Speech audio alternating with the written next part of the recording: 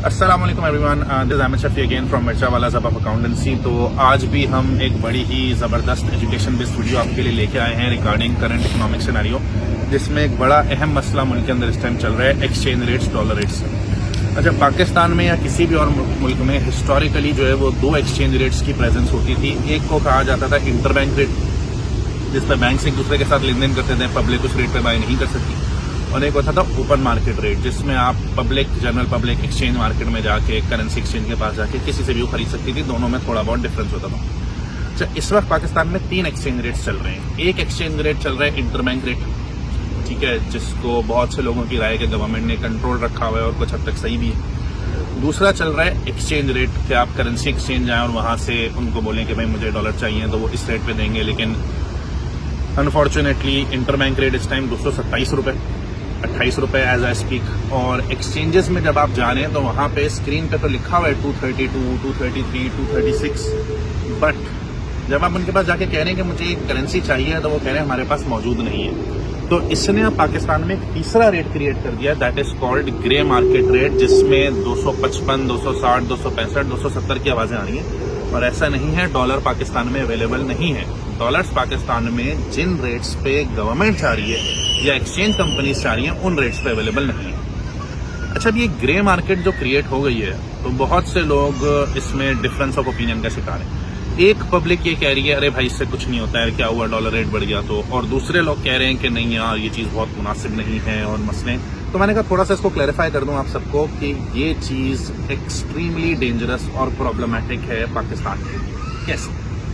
देखें, अब हुआ ये है कि जब डॉलर्स जो हैं वो 227 रुपये का इंटरबैंक रेट लॉक हुआ हुआ है और वो एक्सचेंजेस के पास भी डॉलर्स नहीं है, तो पब्लिक ट्रेडिंग कर रही है ग्रे मार्केट में।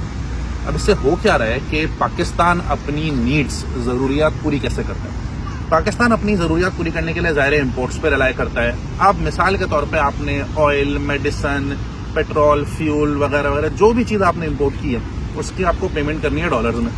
अब वो डॉलर्स आते कहाँ से थे? डॉलर्स आने के 2 मेन सोर्सेज थे। एक रेमिटेंसेस, जो फॉरेन कंट्रीज में, हमारे मिडिल ईस्ट में, US, UK, यूरोप में जो हमारी पाकिस्तानी कम्युनिटी है वो वहाँ पे काम कर रही थी और वहाँ से डॉलर्स भेज रही थी, उसको रेमिटेंसेस कहते हैं। तो एक तो वहाँ से हम अपनी डॉलर्स की जरूरत पूरी कर रहे थे, ज़ाहिर है हमें इम्पोर्ट किया, हमें पैसे देने तो हमें डॉलर्स चाहिए तो सही ना, तो एक तो हम ज़रूरत वहाँ से पूरी कर रहे थे। दूसरी ज़रूरत हम पूरी कर रहे थे एक्सपोर्टर्स हमारे जो हैं, टेक्सटाइल या दूसरे एक्सपोर्टर्स, वो जब चीज़ें एक्सपोर्ट करते थे तो उनके पास भी पेमेंट डॉलर्स में आती थी। तो स्टेट बैंक के पास ये 2 जगहों से डॉलर्स आते थे, तो वो अपनी इंपोर्ट की जरूरियात पूरी करता था। अब क्योंकि ग्रे मार्केट का रेट इतना हाई हो गया कि चाहे रेमिटेंस भेजने वाला बंदा है वो कहता है मैं ऑफिशियल गवर्नमेंट चैनल से क्यों भेजूं भाई, वहां मैं अगर बैंक के चैनल से भेजूंगा तो मुझे 227 रुपये का रेट मिलेगा, और मैंने पिछली वीडियो बनाई भी है उस पर हुआ भी है।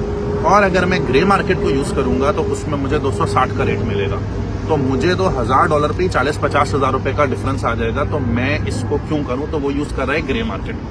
तो जब वो ग्रे मार्केट यूज कर रहा है तो ऑब्वियसली स्टेट बैंक के पास पैसे आ नहीं रहे क्योंकि वो बैंकिंग चैनल यूज नहीं कर रहा, वहां नुकसान हो रहा है। दूसरा, एक्सपोर्टर्स अगर ग्रे मार्केट यूज भी नहीं कर रहे हैं तो एक्सपोर्टर्स को पता है सूनर और लेटर ये जो इंटरबैंक रेट और ग्रे मार्केट रेट में इतना डिफरेंस क्रिएट हो गया है ना, ये कहीं ना कहीं जाके एडजस्ट होकर ऊपर जाएगा। तो वो ऊपर जाने का इंतजार कर रहे हैं और वो एक्सपोर्टर्स अपने जो डॉलर्स उनके पास मौजूद है बाहर के ममालिक में कस्टमर्स के पास, वो मंगवा नहीं रहे। तो स्टेट बैंक के पास वहां भी से भी डॉलर्स नहीं आ रहे, तो ये चीजें बिल्कुल ड्राई अप हो गई हैं और इस वजह से मुल्क में डॉलर्स की शदीद शॉर्टेज क्रिएट हो गई है। तो that's why it is a big problem. और ये जितना जल्दी इंटरबैंक रेट और ग्रे मार्केट रेट के डिफरेंस को खत्म किया जाए वो बेहतर है, ताकि मुल्क में रेमिटेंसेस के थ्रू और एक्सपोर्टर्स के थ्रू एक्सपोर्टर्स अपने डॉलर्स मंगवा लेंगे तो वो गैप कम हो जाएगा और इफेक्टिवली फिर स्टेट बैंक के पास उतनी शॉर्टेज नहीं होगी जितनी अब क्रिएट हो गई है। तो ये एक वाकई जेन्युइन इशू है। तो लोग मुझसे कह रहे थे इसको एड्रेस करें, मैंने एड्रेस कर दिया होपफुली। मैं बहुत ख्याल रखिएगा। टेक केयर, अल्लाह हाफिज़।